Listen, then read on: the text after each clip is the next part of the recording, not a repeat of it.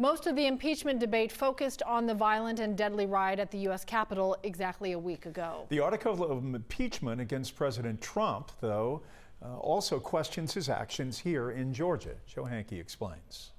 Georgia is the only state named in this single article of impeachment brought against President Donald Trump, and the reference to the state is related to Trump's efforts to overturn the presidential election results.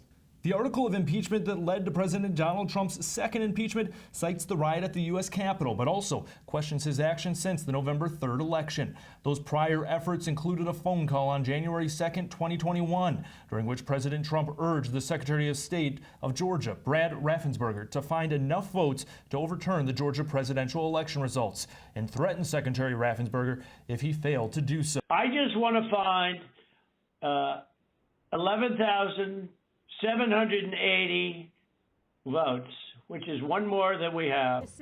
On the House floor today, Georgia Democrat Carolyn Bourdeaux voted to impeach the president while citing the president's false claims about the state's election results.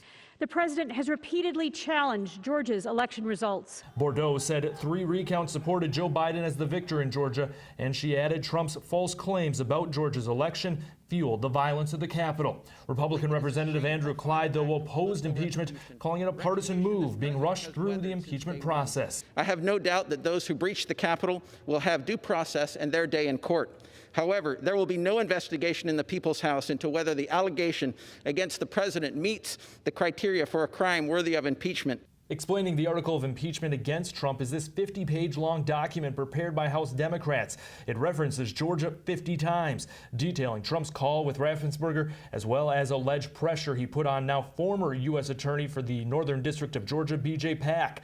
The House document reads, Mr. Pak was told by White House officials he needed to resign because the president was furious that Mr. Pak was not pursuing the president's groundless claims of widespread voter fraud in Georgia.